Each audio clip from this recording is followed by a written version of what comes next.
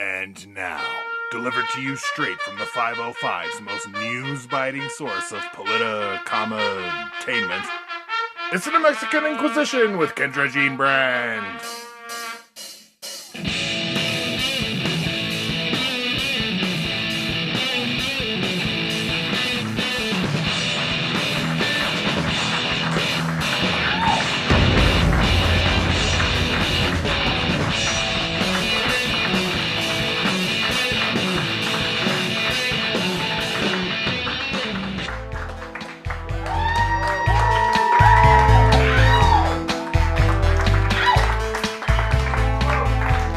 Hi guys, welcome to the first episode in 2019 of the New Mexican Inquisition. Thank you all so much for being here and for watching. We are super excited about an amazing episode today. We have some very special guests. We have Sovereign Hager, the legal director of the New Mexican Center on Law and Poverty.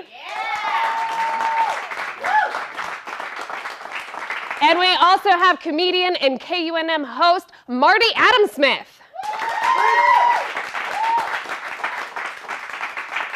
But before we get to all of that, it's time for some news.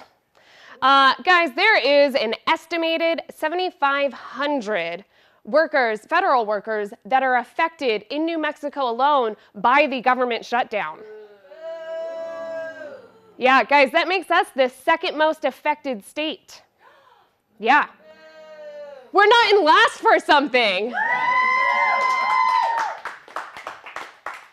You know, many workers are being asked to work without pay. Yeah. Welcome to the life of a New Mexican Inquisition writer.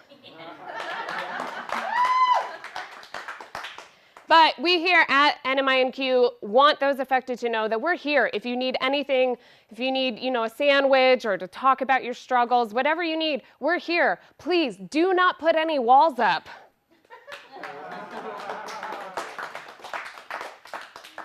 The Democratic-controlled State House and Senate responded to Michelle Lujan Grisham's State of the State address, in which she called for a rocket docket. Yeah! That's right. She wants that to be delivered to her desk. What is the rocket docket? Well, the rocket docket is a super fun thing to say, and it's a series of bipartisan bills that were already passed by state legislator but vetoed by former Governor Susana Martinez. That's right. The rocket docket is rocketing up to the fourth floor on the new governor's desk in 2 weeks. Two weeks? What kind of rocket takes 2 weeks? It only takes 3 days to get to the moon. A rocket docket should only take 3 days. If it's longer than 3 days, then it's a vacation, I think.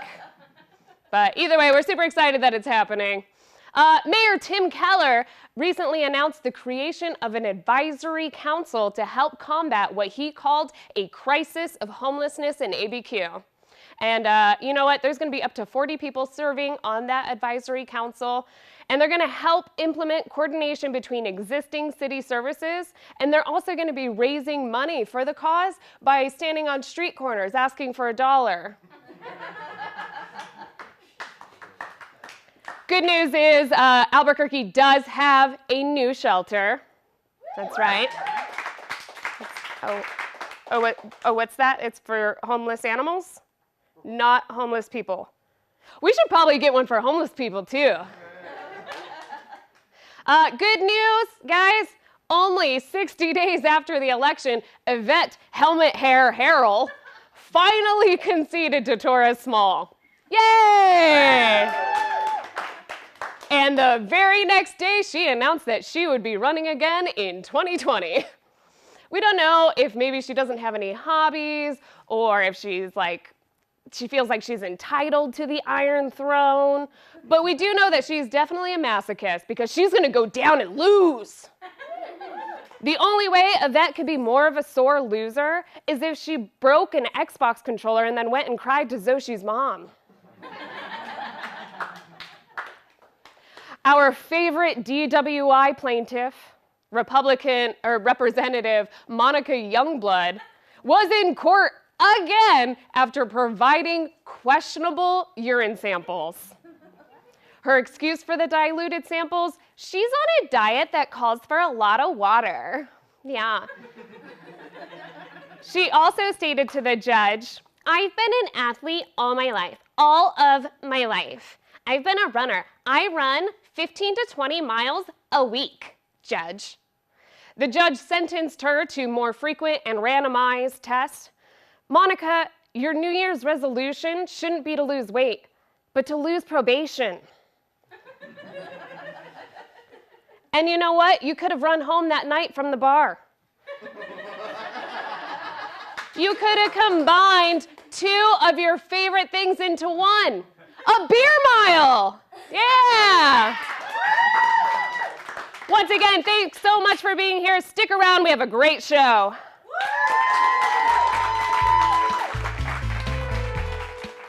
Would you like to advertise your business on the New Mexican Inquisition? Well, just contact us on our website at NMINQ.com.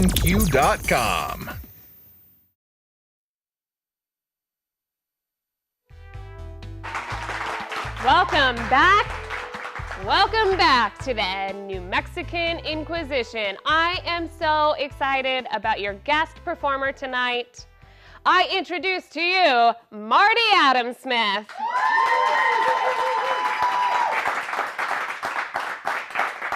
Hey, thanks so much for having me. So I'm a comedian, but not full-time, not yet. So that means I'm a substitute teacher. Life is going great. The other day I heard in the classroom those magical words that every substitute teacher wants to hear. Just me, this educational assistant, maybe 5 or 6 kids. One of them pipes up, "Teacher, teacher, what does virgin mean?" I stop for a second and think, I'm being paid to be in this room to supply information to these children. So I'm going to answer the question. A virgin means someone who hasn't had sex before. Said this to like a 12-year-old kid. The educational assistant loses his mind.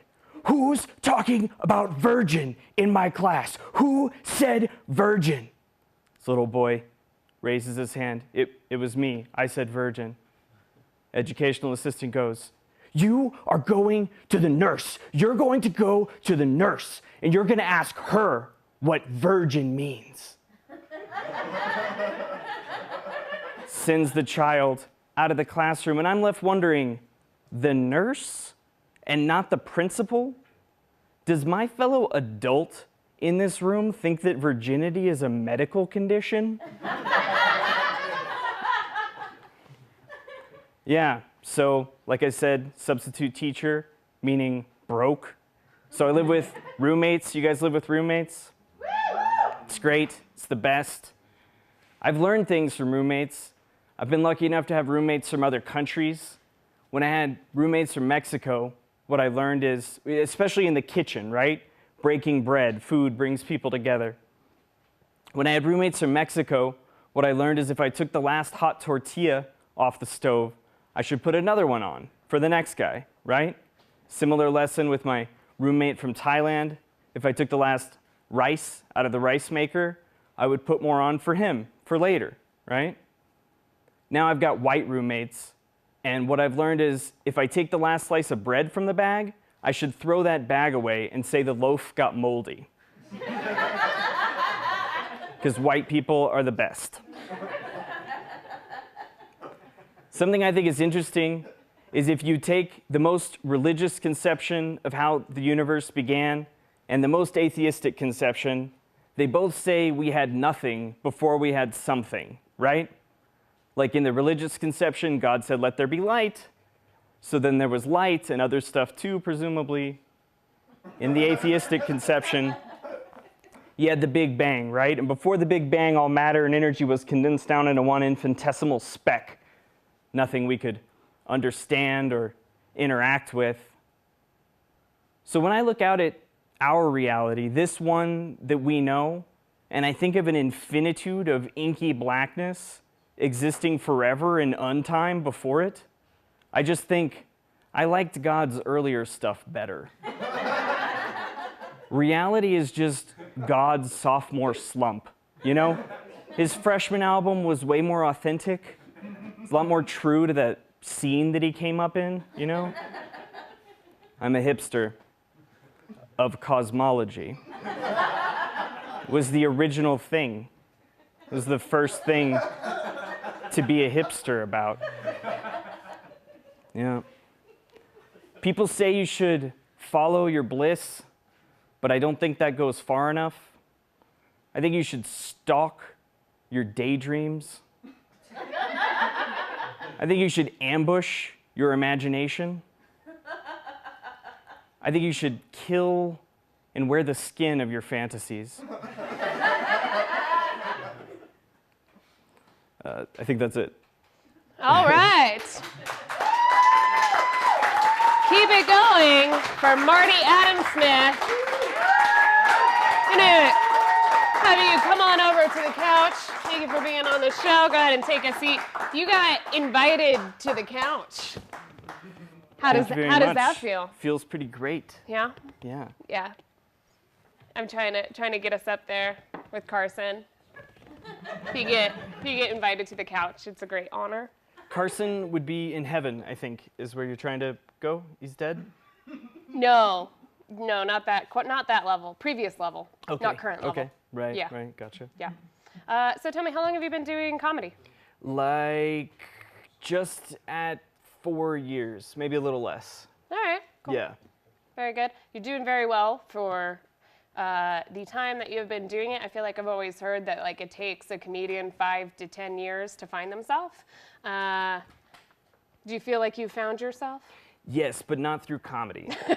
It's just a lot of therapy. Yeah. Okay. I'm right there with you.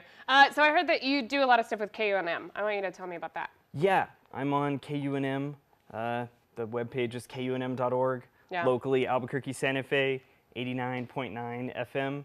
I have 3 shows that I have a regular presence on. I'm on every other Monday for afternoon freeform. I have a spoken word hour slot on the 3rd Sunday each month at 8 p.m. And I get to do once a month interviews for University Showcase. Nice. For people that are associated with the University of New Mexico sphere, that huge employer research outlet and academic institution. Yeah. So you might know that New Mexican Inquisition is on public access television, and you're doing public radio. Do you ever dream about the days that you can get into a privatized sector? Oh boy, I think about with the substitute teaching whether I want to go into the charter schools. Yeah. But I can't say I'm too terribly excited about them, mostly just because like APS is huge. Yeah. And so I can get plugged in at any one of like dozens of schools. And with the charter schools, you're just like, hey, we don't need you today. You don't get a paycheck, which, okay. Yeah, no, that's not as good. Usually when people go out of public, you expect more, but I guess there are some instances in which you don't. Tell me, I know that you're like super involved in politics, and we've talked about this a lot. Just very briefly, tell me how it is that you are involved in New Mexico politics. Sure. So I'm a member of 2 local organizations chapters, the Albuquerque local of the Democratic Socialists of America, Ocasio-Cortez's organization, and I'm also a member, I more recently joined the local chapter of Industrial Workers of the World. Thank you. You've got a fan out there. Yeah. Sweet. Cool. Well, thank you so much for being on the show. I'm going to ask you to stick around. Sure. And you too, please stick around. We'll be back with, so much more.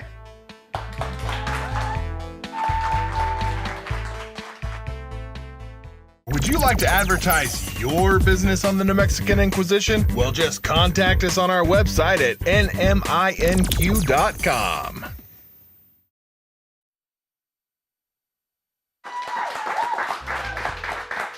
Oh my God, welcome back. You stayed. I'm so glad. We have an amazing guest. We have the legal director Correct. of the New Mexican Center on Law and Poverty. I really second-guessed myself there. It's Sovereign Hager.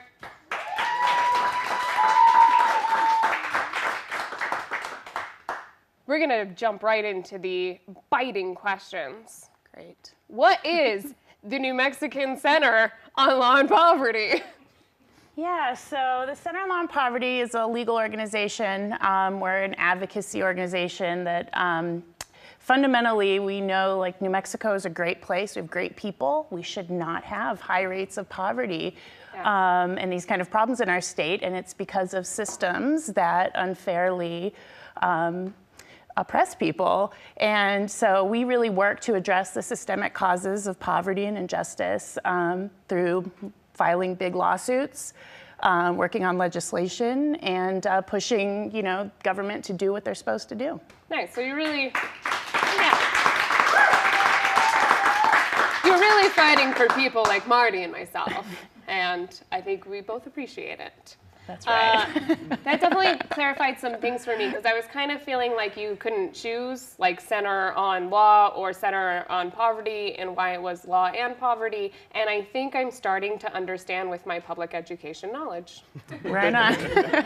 You're welcome. Thank you, Marty. On your website, I noticed that the mission says that you are dedicated to advancing economic and social justice through education, advocacy, and litigation.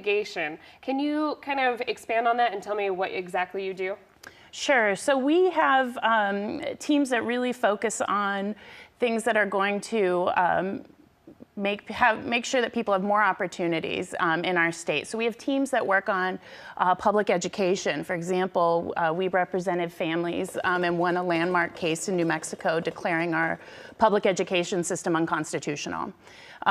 We have teams that work on workers' rights issues and are working right now to increase the minimum wage and make sure our state minimum wage is enforced.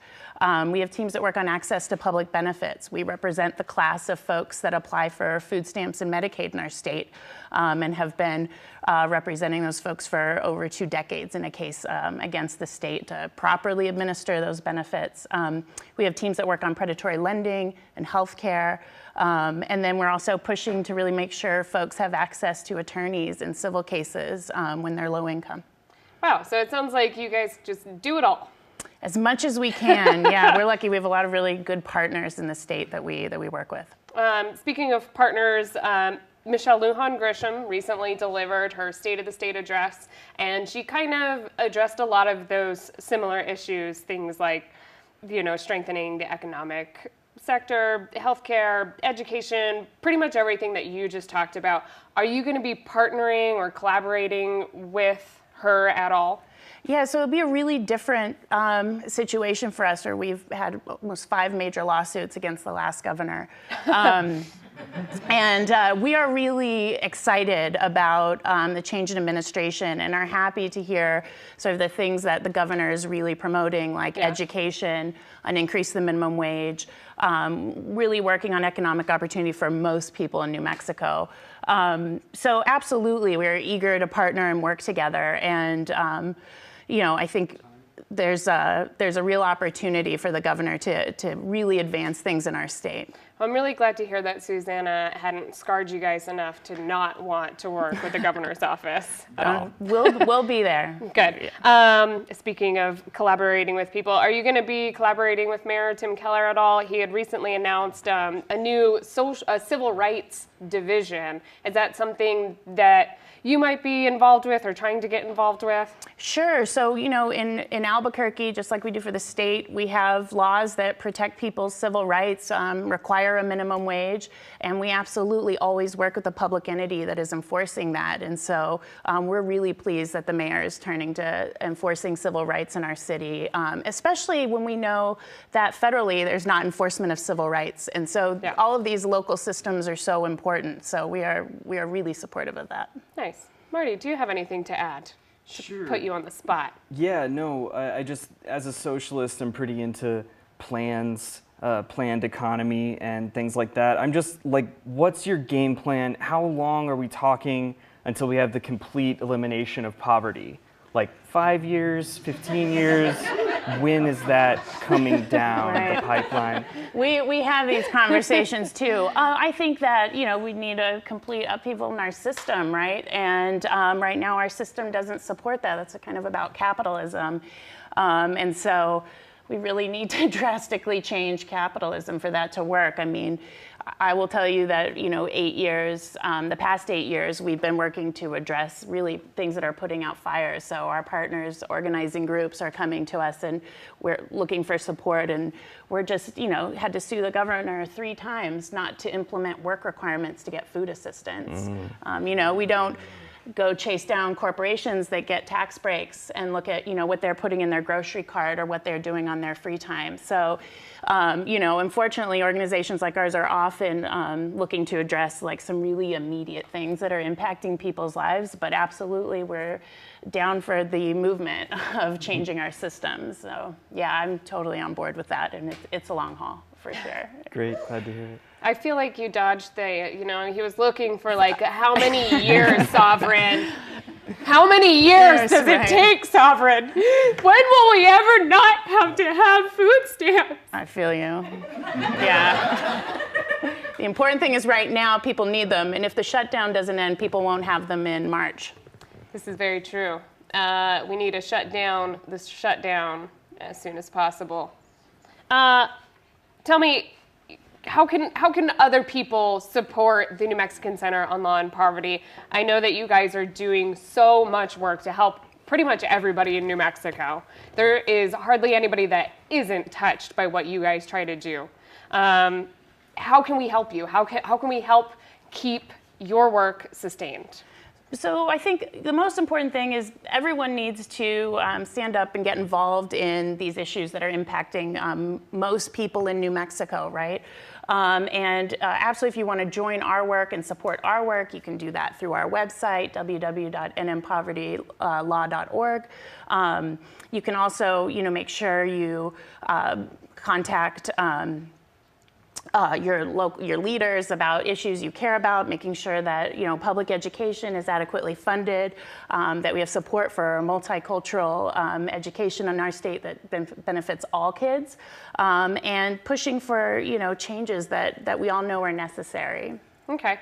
Lastly, in 30 seconds or less, what is it that you would say to, say, a recently graduated student who is looking at the financial prospects of the future, knowing that they're probably not going to be able to afford a house like their parents, or, you know, all of the things that people had before, and there's no way to save, you can't have a savings account anymore, the average savings is $500, it's absolutely insane. What kind of hope can you give our viewers? Yeah, I think we've seen that when people stand up and say that things are unacceptable or that a certain change needs to be made, that is successful. And I think we all know New Mexico is such a really diverse and active group of people that are pushing for change in our state, organizing groups, community groups, that have been doing it for years and are doing an amazing job. And I think that gives me the most hope, because we know what the changes that need to be made for folks to have opportunity to go to college, to have a good education, you know, have a reasonable income for their family. And so I would say be involved and join the movement of folks that are pushing on that stuff. Awesome. Well, I'm going to join the movement, and I hope that you all do too. Keep it going for our wonderful, amazing guests tonight. Thank you so much for being here. Thanks. Give it up for Sovereign Hager. And keep that applause rolling for comedian and KUNM host Marty Adamsmith. Thank you so much for spending your time with us. We here at the New Mexican Inquisition super duper appreciate you. Have a great night.